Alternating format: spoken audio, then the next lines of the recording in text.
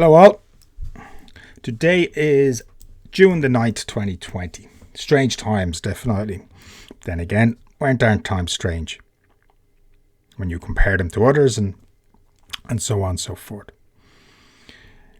We're definitely living in the Western world anyway in very weird times. I look at stuff and I really can't figure out what the fuck is going on. I can't. It's weird. I was reminded today of a quote from The Good Life, the TV show, back in the 70s. Margot, played by the great Penelope Keith, was in querying her council tax, I think it was.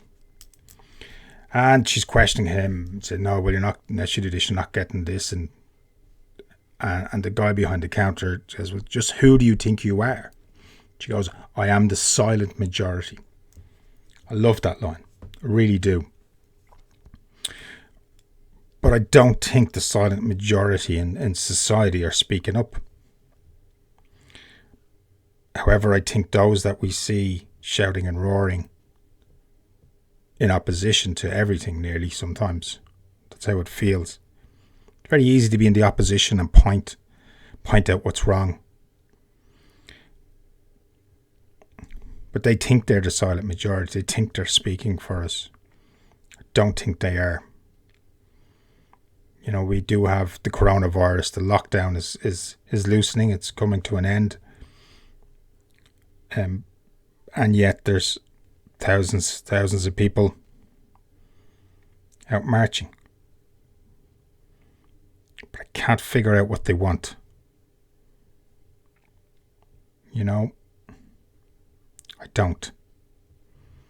Not in this country, not in England. I don't understand. So, you know, I'll keep trying to figure it out. Maybe somebody can tell me exactly what they want. Because here's the thing, we were talking about strange times and strange times years ago being slightly different. I was born in the 70s, as was my wife. Now, the 70s was, wasn't that long ago. Really wasn't. People think it was an era ago or an age. It wasn't. I was watching the Hollywood Reporter Round Table the other day. The actors were on it and Saoirse Ronan was on it. That's why I watched it. It was very good, but it popped up, that in 1974 there was an act passed in America which allowed women to get credit on their own. Taking it, that's meant without a husband or without a father or some. So yeah, all times are strange. Now, I kind of thought about that. Now, the 70s in Ireland were weird. Were just as strange. For example, in the 70s in Ireland, if a woman who had a job in the civil service got married, she had to quit her job. She couldn't serve on jury duty until there was an act passed in 76. Up until 1976, a woman could not serve on jury duty because, the law said that to be on jury duty, you had to be able to own property. Well, a woman couldn't own property on her own up until then. There was an act passed in 1976 which allowed a woman to own a house outright on her own. 1976, it's only 44 years ago. Most pubs in Ireland, a woman wasn't allowed in. And if they did, they weren't allowed to drink pints, from what I've read.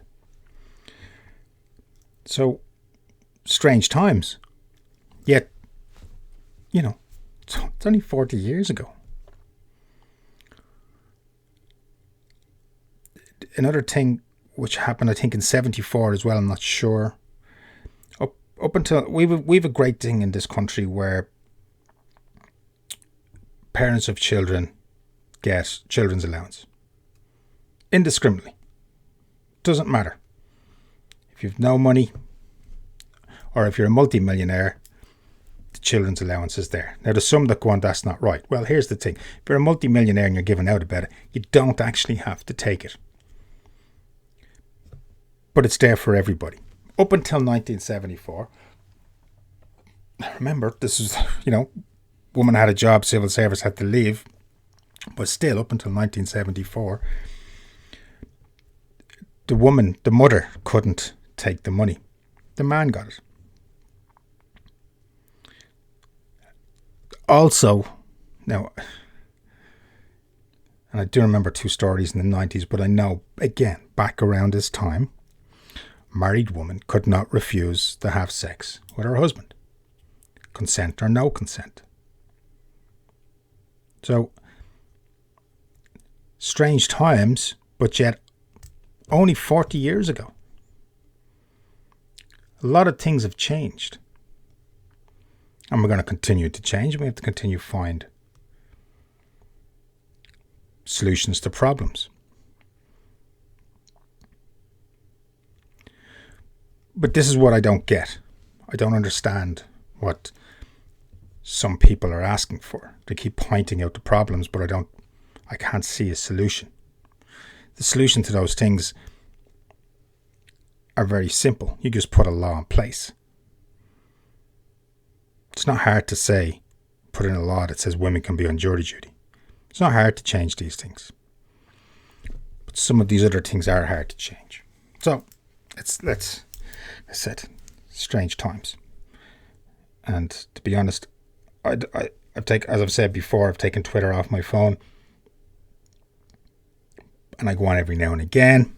So I was on it today for a half an hour. It didn't take long to spiral. Had to shut it off quick. But if I was just to go by what's on Twitter, it would appear America's the worst place in the world. And it would appear we're kind of following suit. But that's not the reality. Is there problems? Yes, there are problems.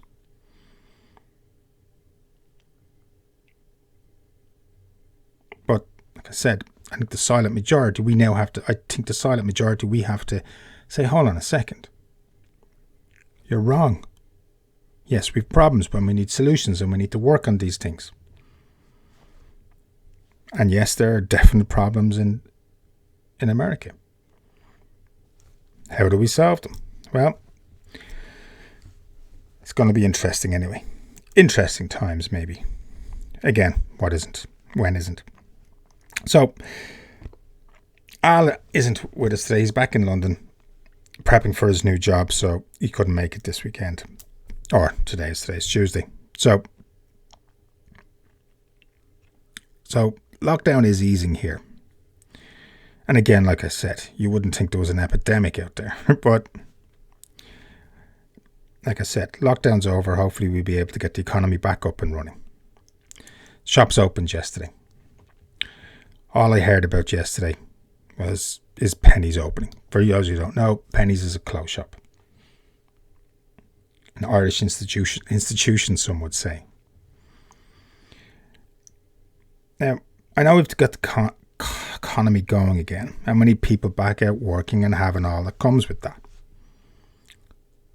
But here's the funny bit, or funny ha-ha.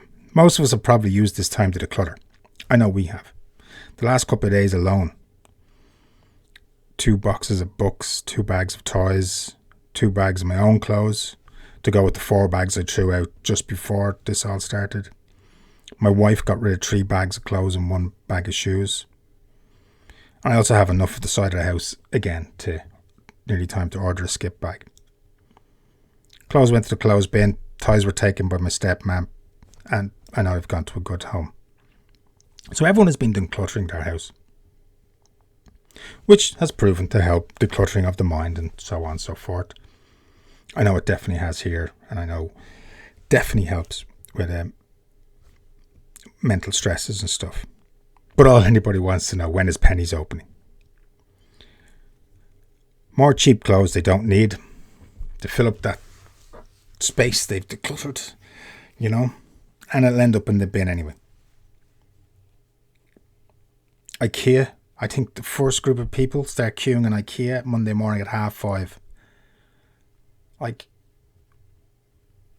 Again, I don't get it. But again, a couple of years ago, that probably would have been me.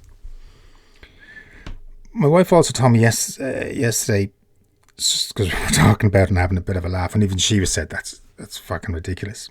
She noticed that during this lockdown, because 3 months now, and we're starting to get back out a little bit. She's not only buying less stuff, but she's noticed what she has bought. You know, she's needed. She's put time into it. They're big things, and they're things she's really wanted, and things that won't be thrown out.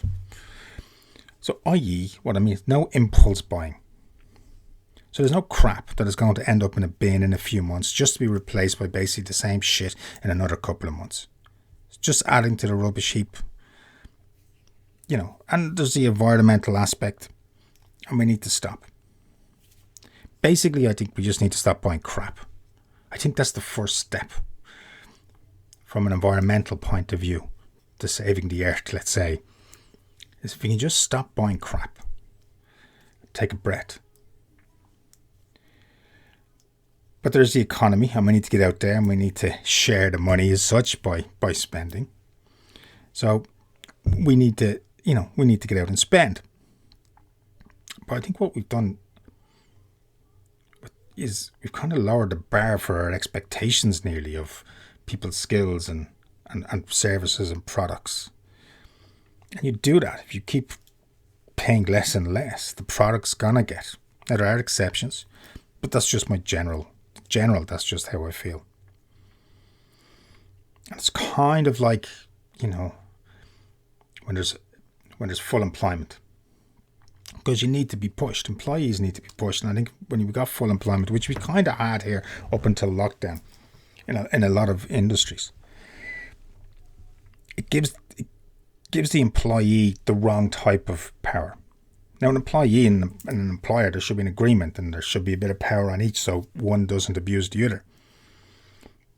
But if they have too much of the wrong power, that's where, it goes toxic. And both employers and employees get taken advantage of. I did a job for an engineering company earlier this year, and we were talking about his drivers. Now, I noticed his fleet of vans, which were only a year old, they were a bit banged up. And he told me it was his on-the-road engineers. They just didn't give a shit. He'd one driver who hit a bloody cyclist and didn't even tell anyone. They only found out weeks later when the cyclist's solicitor got in contact.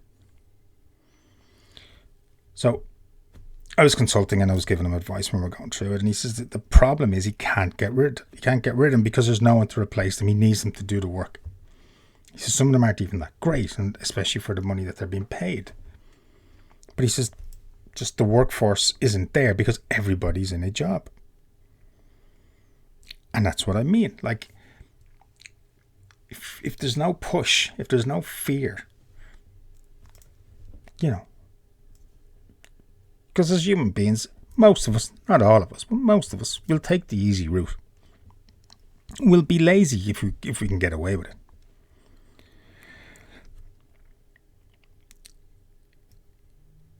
And I also remember speaking to another company. This one, to be honest, the manager was pissing himself laughing because it was so stupid. And again, he had a driver who kept getting speeding tickets on his way into work.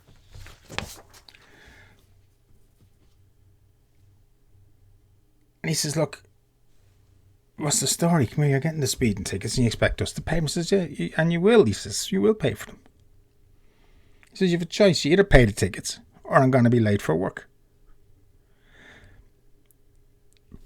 But the manager was in a situation that because they were in full employment, they couldn't get somebody, and he was a skilled electrician. They felt they couldn't get rid of him. So what did they do? They paid his tickets. However, there's a recession coming, so I think times are going to change again.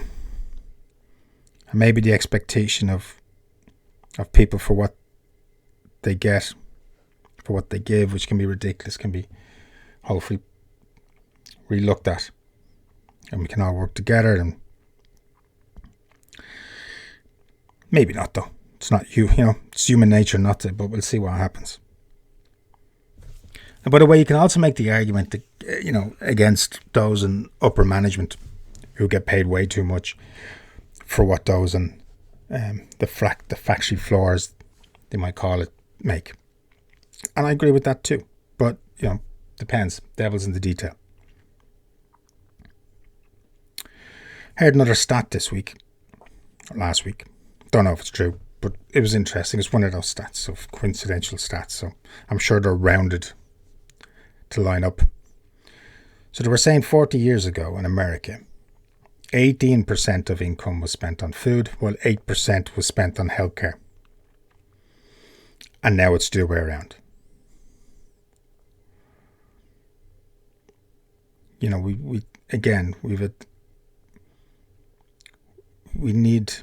have an opportunity here. Like, healthy food should be the norm and the other crap should be the expensive one. And I say this as someone that's, has a few stone to lose. Be nice about that. And another figure I heard from a farmer, and he was talking about his mince. And he says, if you come and you get a mince burger, for example, from his, it'll come from the one cow. But there was a test done on a cheap process one. And it was nearly 600 different DNA. 600 different animals in that. Now, I think that seems a bit high. However, I think we get the idea of what he's saying. Like, there has to be another way, a better way, a more sustainable way. Now, I've always thought, the plan should be towards smaller. Think to Jerry Maguire. The mission statement from the start, which I read may have been influenced by a similar letter written decades ago by a Walt Disney exec who wanted them to concentrate on telling stories like they used to and move away from the movie star spectacles that they were making at the time. You can have your own opinion about whether that's changed or not. I just think we need to think smaller. Make us less reliant on big companies and big processes, and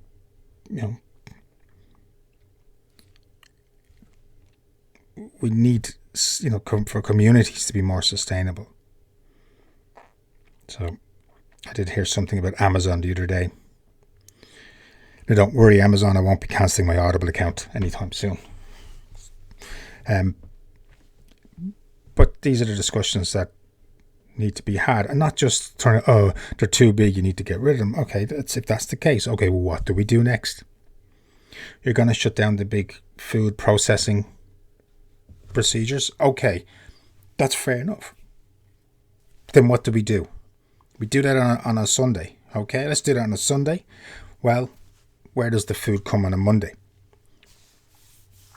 And all these great ideas, it always reminds me of and I do refer to it a lot when I'm speaking to people, the bell on the cat. The old story. So, in the house, cat keeps eating all the mice. The mice say, have a meeting, what are we going to do? One comes up, why don't we put a bell on the cat? So every time we can, every time he's coming, we'll hear him and he'll never get us. And they went, that's a great idea. So they have, all celebrating and having a big party and stuff. And it's great. So they wake up the next morning and it's like, okay, who's going to put the bell on the cat? So having these great ideas, they're great. We need them. We need to discuss them, but we need to see how are these things implemented. Now, for me, the thing I've always gone towards was paper trail. I think that's something that's gone missing from life. Now, and I do think this is the number one thing, that if you could do a simple thing in change society, because a paper trail brings responsibility and accountability. The right paper trail and regulation does anyway. Less loopholes, less hiding. It is what it is as such. Like I'm in the motor industry and the insurance claims industry. And yet I've never heard of any country that has a proper vehicle cradle to grave history system. And it's not hard to implement something like this. It's not. Just have to have the balls. I've tried a bit in the past, even got to speak to some in government, but there was no takers. And those that I spoke to in the industry, basically told me where to go. And it's due to fear and accountability and change and mistrust. No one wants to lose what they have, even though in the motor industry anyway, they're losing it, a lot of them. And also, a lot of the times they think they have something which is implemented. Because people go to me, oh, you can get a vehicle history report done on any vehicle in this country. No, you can't. And it's the same with other things. You think what you have is what you have, but it's not. You scratch beyond the surface a little bit, and you realise, it's another case of emperor's new clothes. And the idea of of accountability, for one's own decisions scares the crap out of people. And it should scare them. That's why we need to work out and discuss the correct regulation that's brought in.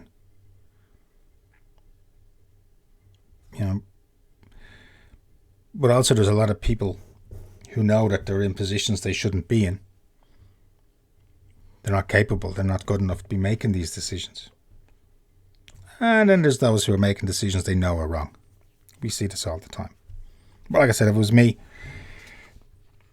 bring back the paper trail. But then again, I am a small group.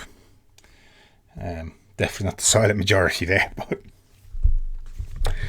so, every time I give my recommendation for a movie to see, because as you all know, I hate a lot of these lists are up.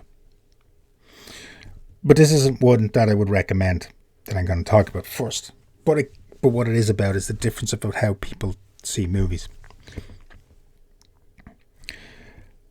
And I think at times you just need to take a break from the world and go into a world of utter stupidity.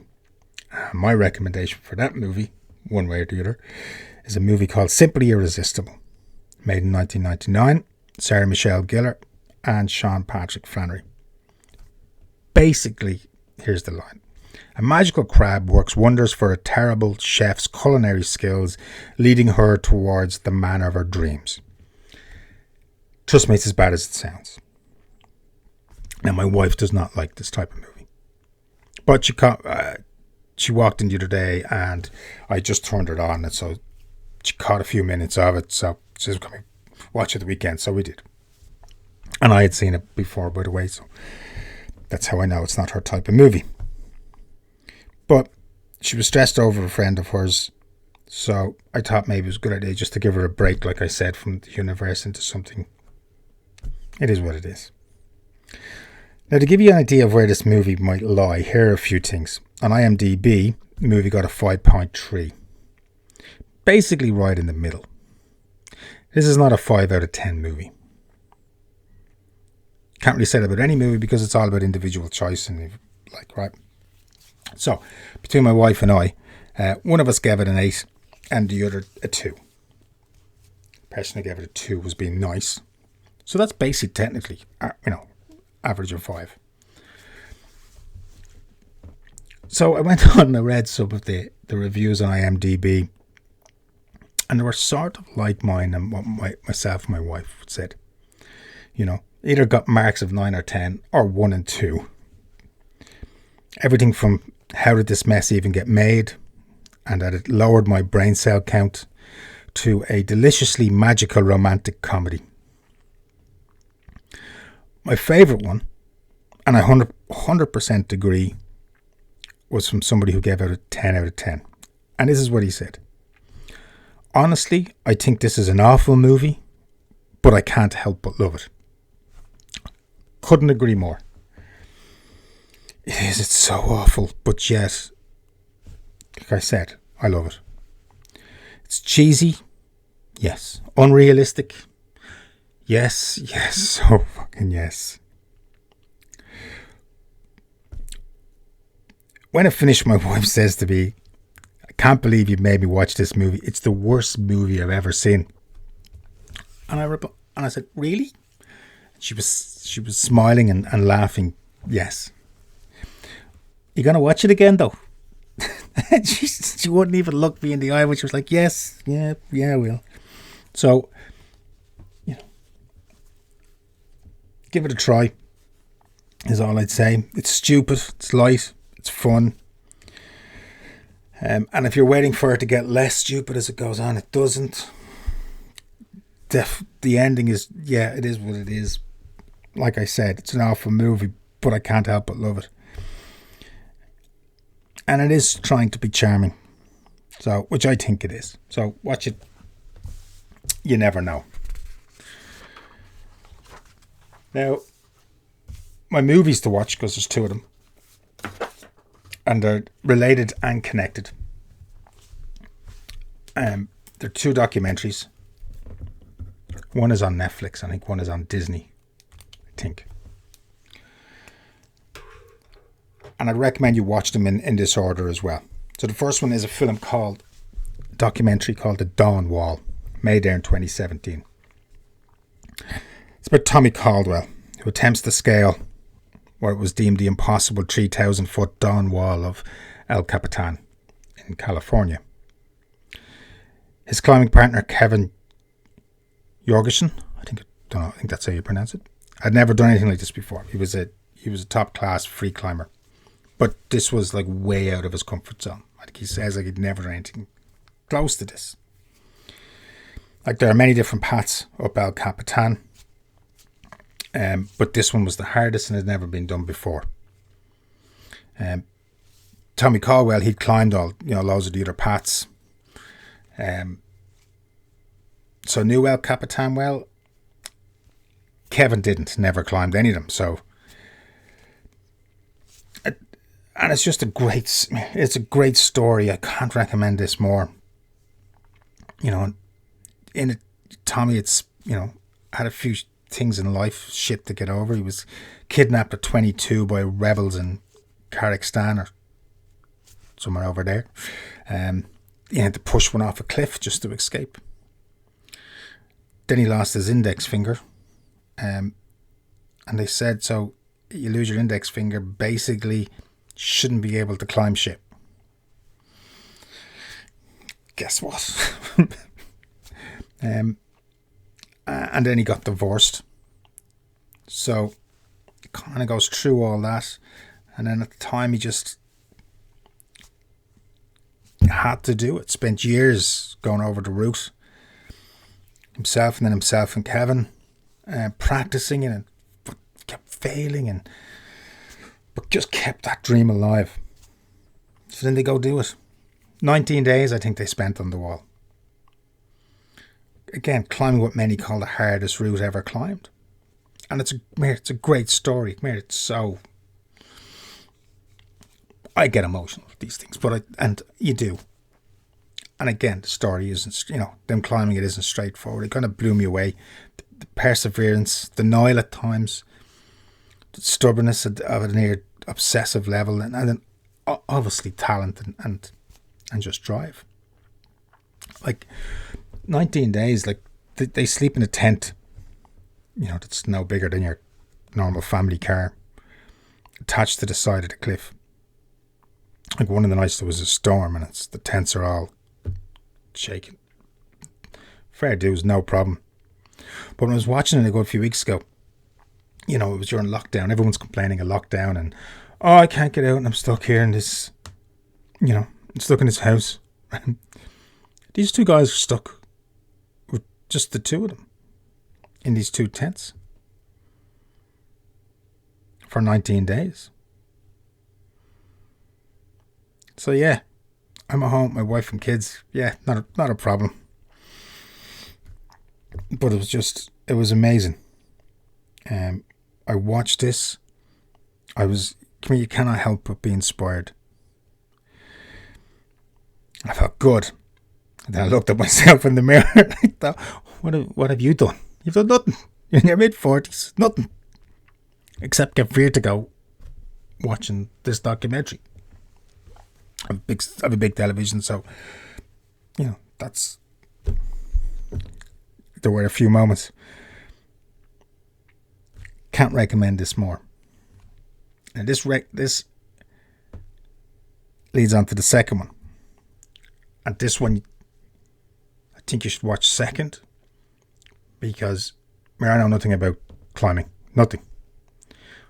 But I learned enough from the Dawn Wall to realise just what this guy did. Like, this is batshit crazy shit. I was emotionally drained. I really was. Come here, I was exhausted just from watching it. So, it just goes to show what a lazy git I am.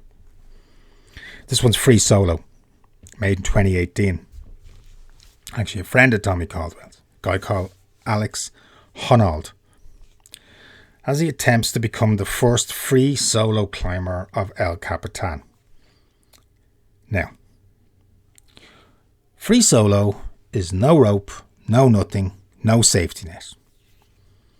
3,000 plus feet up one of the hardest cliff wall in the world. Some say the hardest. Now, obviously, he didn't do the same route as his friend Tommy Caldwell did. Didn't go up the Dawn Wall, obviously. So he picked the easiest one. Now, that might sound a bit... I picked the easiest one. Now, that's why go watch the Dawn Wall, and you'll realise that the easiest one is still the hard, one of the hardest climbs still. But like I said, this is batshit crazy. No rope, no nothing, no safety net, just him. There was a quote in it, because I wrote it down here, describing what his feat is or what he has to do. And they said, imagine an Olympic gold medal level athletic achievement that if you don't get that gold medal, you're gonna die. That's pretty much what free soloing El Cap is like. It won an Oscar, by the way.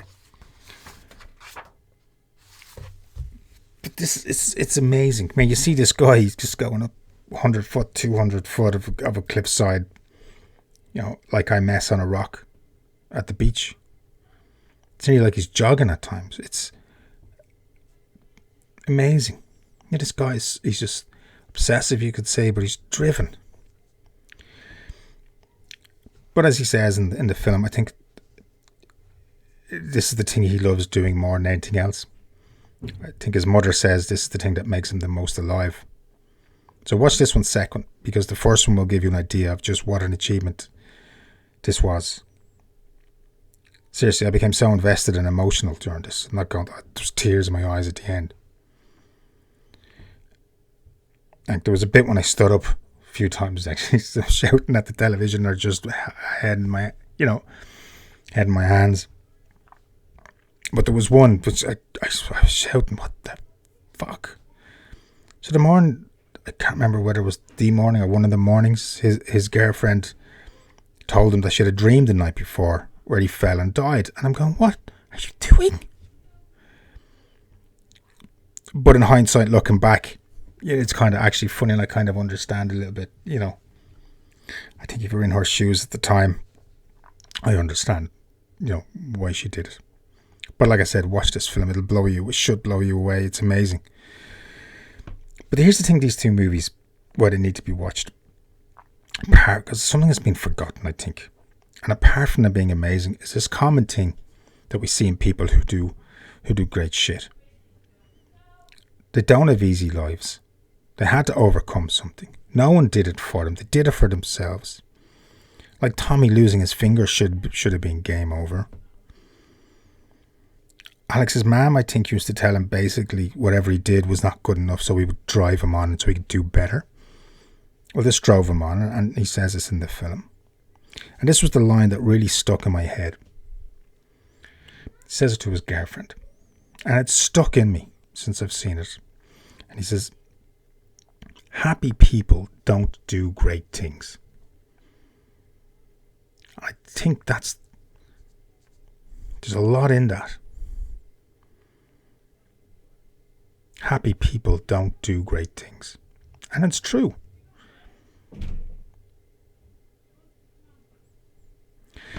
Yeah, so even thinking about it, I'm actually going to go watch it tonight. So, before I go, we're going to do a thing, myself and Al. Bit of a laugh, half sort of new death penalty laws. So, I'm starting off. People who try and turn their pets vegan. No. Listen. Just no. And then they post shit saying how happy their dog or cat is. Most of the shit I've never seen a more sad or depressed pet. Especially with the cats. I'm not a cat person. Like, cats are little lions. They eat things that eat the vegan food. I think these people are idiots. The majority also seem to be both either depressed or in denial. And bar a few exceptions, they seem tired. And, well, the ones I've met anyway. I always tell them they just need a good ribeye. Sorry, but, and there's an easy solution here. And again, it's back to the paper trail. If you want to change your pet's diet from meat to vegan, you should have to go get professional help. I'm sure you have a fucking vet. Go and ask your vet, and they will put it in writing. Here's what you do. And then, if something happens, you can go back to the vet and say, look, you said it was okay. Trust me, the vet's not going to say it's okay. And again, in writing, it's not hard. Now, I think if we see a photo of your pet looking starved and sad, you don't have a letter, don't pass go, do not collect shit, go straight to jail, where you'll be fed a red meat diet. Now, this is not sort less, but I still think maybe a few lashes for every photo they put up online of people who dress up their pets. Double the lashes for straight, for the same clothes. 2 pets in the same clothes. You see where I'm going. Quickly, just another one. These people should maybe, I don't know. Lashes, I don't know. Read a story a while back. Guy was late. Train station. Guy was late for a train. Couldn't find the entrance now. He couldn't find the entrance. So he says, I'm going to jump over these 2 fences. While he was jumping over the 2 fences, he caught his finger in the fence and then he pulled off most of it. Of course, we live in a world. It couldn't be his fault. So he sued. And he won. Now let that sink in. That this is the world we're now living in. Yeah. Strange times, alright. Well, time's up for me. Hope you enjoyed my ramblings. Get in contact. Let me know if there's anything you want me to ramble about. But details are, you'll find me. And so, good night and stay safe.